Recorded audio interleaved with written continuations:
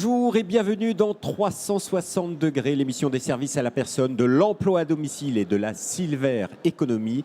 Tout de suite, nous allons faire un focus sur l'emploi à domicile avec trois invités. Tout d'abord, une syndicaliste, Véronique Révillot, bonjour.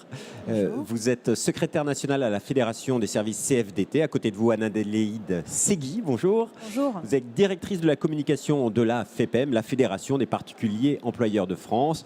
Et Anoli Amnat, bonjour. Bonjour. Vous êtes responsable promotion d'Hyperia. Hyperia, c'est un institut national de la professionnalisation des emplois de la famille. Alors, pour parler de ce secteur de l'emploi à domicile, il nous faut faire une petite photographie du secteur.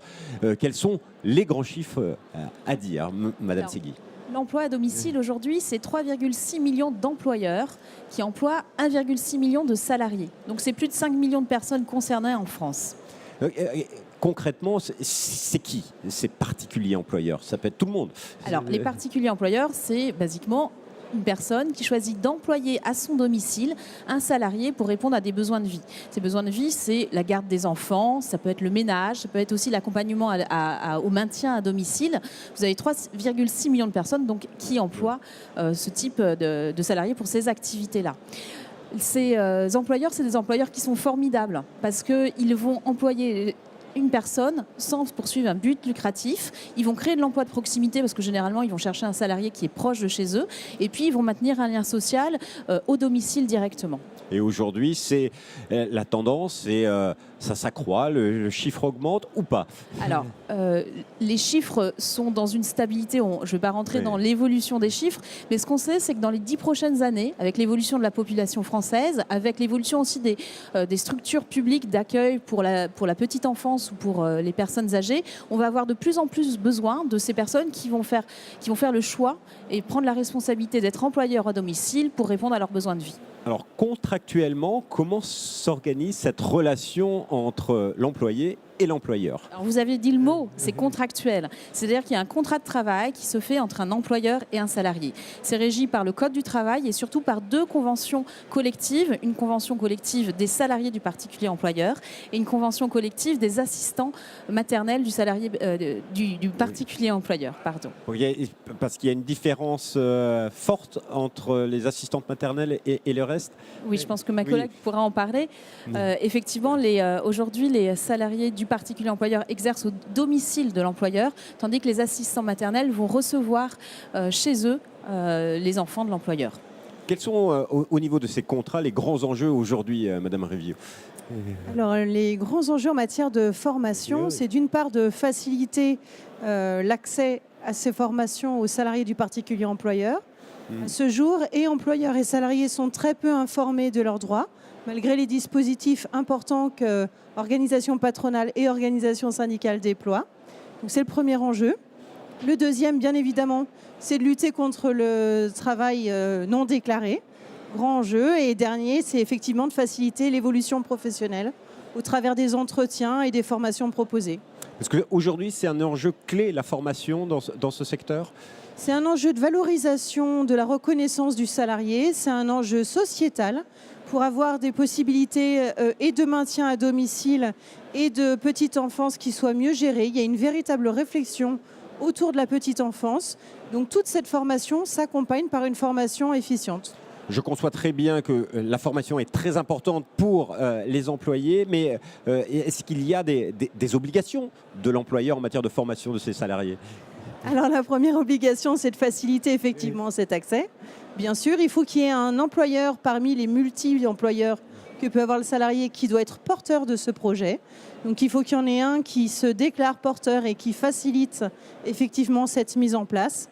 Et ensuite, il y a un certain nombre de possibilités qui ne requièrent pas forcément beaucoup d'engagement de l'employeur. Vous vouliez rajouter quelque chose? Non, effectivement, on parle de l'employeur qui va faciliter, un employeur facilitateur pour la formation du salarié. Aujourd'hui, il y a des obligations, il n'y a pas d'obligation de formation, mais de plus en plus de besoins.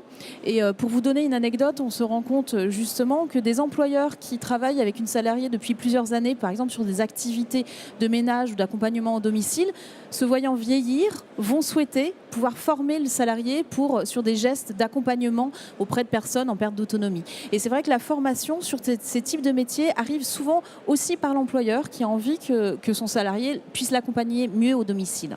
D'accord. Et pour l'employé, il peut faire valoir des droits en matière de formation, il peut les demander à son employeur? Alors, il y a une série de droits effectivement d'accès à la formation qui peuvent se faire ou pas sur le temps de travail. Mais il y a aussi, comme pour tout salarié, la possibilité de mobiliser son compte personnel de formation. Et ce compte personnel de formation, il est transférable tout au long de sa carrière. Voilà, c'est ce que vous mettez en pratique dans votre institut. Exactement. Donc, nous accompagnons les salariés, les particuliers employeurs dans leurs projets de formation. Pour être concret, le départ en formation, ce qu'il faut savoir, c'est que chaque particulier employeur, dans la mesure où il cotise, au même titre que les entreprises, a à sa disposition un plan de formation. Ça représente 40 heures de formation pour un salarié du particulier employeur par an et 48 heures de formation pour un assistant maternel du salarié du particulier employeur. Il existe, la branche met à la disposition de ses salariés une offre de formation continue complète à leur disposition.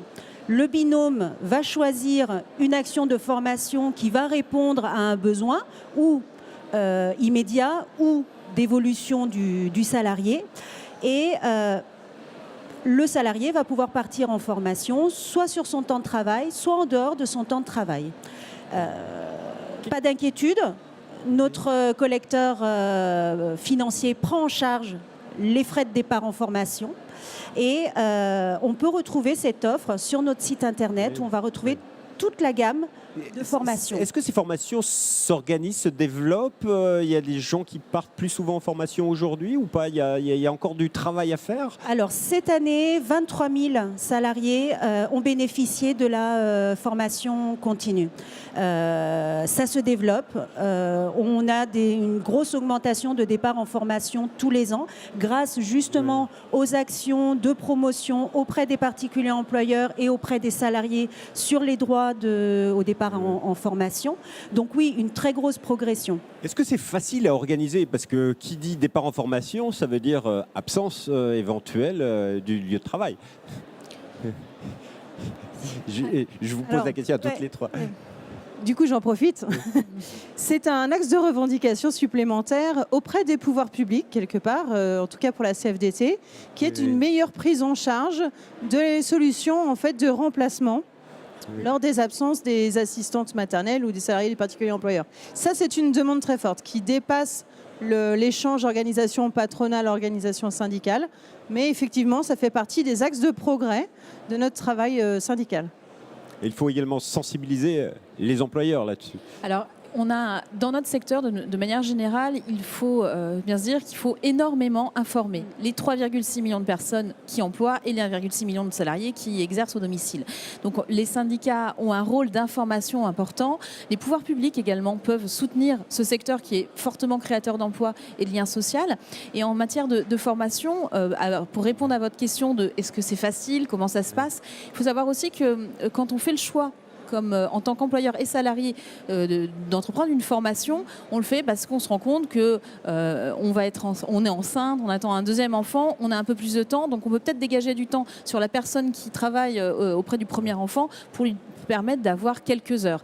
Et on a aussi un secteur qui est très innovant parce que justement, on a des salariés qui sont multi-employeurs et parce que notre secteur est innovant, parce qu'il y a des choses qui doivent être adaptées et spécifiques à notre secteur, on a effectivement aussi beaucoup de dialogue et d'accompagnement et de spécificité pour faciliter le départ en formation. Et en effet, les partenaires territoriaux, locaux vont être, des facilitateurs aussi pour le départ en formation, puisqu'ils peuvent mettre en relation différents salariés pour les remplacements, par exemple, sur le départ en formation. Alors, qu'est-ce qu'il faut dire aux particuliers employeurs? Parce que quand on parle de plan de formation, etc., et tout d'un coup, il est patron d'une entreprise, là, il devient directeur des ressources humaines, propose un plan de formation. Il faut les rassurer. C'est compliqué ou finalement ou pas à mettre en œuvre? Alors, Moi, ce que j'ai envie de dire tout d'abord aux particuliers employeurs, c'est bravo, parce que vous êtes un citoyen responsable qui fait des choix qui sont des choix parfois contraints, mais aussi parfois des choix raisonnés de se dire je vais employer directement quelqu'un à domicile. C'est-à-dire qu'on va me recommander une personne qui habite près de chez moi, je vais créer un emploi et je vais l'accompagner. Le premier geste d'accompagnement, c'est ça, c'est de dire je vous propose un contrat de travail selon des règles qui sont définies avec des salaires minimaux qui existent et qui sont négociés. Et puis ensuite, il y a une deuxième étape, à partir du moment où l'employeur prend de plus en plus de responsabilités, d'aisance, parce que vous avez raison, parfois ça peut paraître compliqué, c'est pour ça que notre fédération peut les accompagner, les informer. On propose à nos membres un certain nombre de conseils, d'outils pratiques, de consultations juridiques. Et donc, deuxième étape, c'est effectivement gérer la relation de travail au quotidien. Ça passe par gérer les congés payés, ça passe par départ en formation. Je me rends compte que forcément, peut-être que vous auriez besoin d'être formé sur ce geste-là à mon domicile. On peut travailler sur des formations. Vous qui avez une vision large, est-ce qu'il y a des métiers sur lesquels il y a vraiment un besoin de formation, un enjeu de formation Je pense que le besoin de formation, c'est un besoin pour chaque métier que nous représentons. Par exemple, une thématique qui est très demandée, c'est toutes les formations qui sont liées à la prévention et la sécurité au domicile. Aujourd'hui, on sait que, au départ, quand on propose aux salariés de se former, la personne va plutôt dire ça fait 15 ans que je pratique ce métier, je connais mon métier, je n'ai pas besoin de me former. Et en discutant et en échangeant, on se rend compte que finalement, après un premier départ en formation, c'est la découverte de gestes et de comment dire, de la pratiques. prévention des accidents du travail. Exactement, des choses auxquelles ils ne pensent pas forcément dans l'immédiat et ils ne se disent pas forcément que c'est accessible. Et grâce justement à la facilitation au départ en formation, ils se rendent compte que tout est ouvert pour eux. Madame Segui, vous voulez parce que ça c'est un enjeu clé, la formation pour améliorer les conditions de travail et la manière dont on travaille. Madame Riff. Alors, les conditions de travail, évidemment. Avec de la formation, on va améliorer les gestes, les postures. On va réduire sans doute aussi les troubles musculo-squelettiques. On va agir sur les risques psychosociaux parce qu'il y aura une valorisation de l'emploi. Ça, c'est évident. Mais il y a aussi un enjeu prise de recul, et pour l'employeur et pour le salarié, qui permettent vraiment de développer ce secteur. On ne vient pas par hasard sur un métier d'accompagnement aussi des personnes. Et pour l'employeur qui laisse son enfant, qui confie son enfant à une assistante maternelle, on peut bien imaginer que l'enjeu de formation est énorme. Alors, pour terminer, en 2017, quels vont être les grands enjeux dans le secteur de l'emploi à domicile? Vous l'avez évoqué en préambule, vous avez évoqué le CPF, donc le compte personnel de formation. Donc pour Hyperia, en l'occurrence, l'enjeu pour 2017, ça va être la mise en œuvre et la possibilité pour les salariés des deux branches de mobiliser leur CPF sur une offre et une offre, on va dire, titre professionnel porté par les branches pour les 4 métiers que nous représentons et la mobilisation donc de ce CPF. Madame Révillot. Alors un enjeu évidemment d'évolution professionnelle, toujours en ligne de mire. La possibilité d'avoir vraiment des solutions qui s'améliorent pour les multi-employeurs. Et enfin, alors là ça sort un peu du cadre de la formation, mais le maintien d'une certaine garantie de gestion sur tout ce qui va être prévoyance et retraite pour ces salariés. Madame Segui, pour la FEPEM, grands enjeux. Alors 2017, c'est une année clé puisque c'est une année électorale. Donc l'enjeu, je pense, pour 2017, mais après, c'est de conserver une stabilité dans notre secteur. On a un secteur qui est de mieux en mieux reconnu par les pouvoirs publics, mais également par les publics, par les particuliers employeurs et par les salariés. Il faut stabiliser le secteur d'un point de vue de la simplification administrative, d'un point de vue financier. Et demain, il va falloir continuer à travailler pour que ce secteur soit reconnu, qu'on puisse faire du travail déclaré. On a mené 2 fois de suite sur le Tour de France une campagne d'information à destination des publics pour les tenir pour leur dire pourquoi c'est important de déclarer un salarié à domicile. C'est pour la formation, pour de la protection sociale. Ce sont des vrais enjeux demain. Et puis, on a parlé beaucoup de la formation des salariés à domicile. Il est important aussi de pouvoir former les employeurs. Les employeurs n'ont pas un DRH dans leur cuisine. Il faut effectivement qu'ils puissent savoir comment accompagner leurs salariés, comment gérer la relation de travail. La formation et l'information des particuliers employeurs, ça fait partie de nos combats pour les prochaines prochaines années. Mesdames, merci beaucoup à toutes les trois pour toutes ces informations. Quant à nous, on se retrouve bientôt pour une nouvelle émission 360 degrés. Vous pouvez retrouver cette émission sur la chaîne YouTube Salon des services à la personne TV et bien sûr sur www.demain.fr. À bientôt.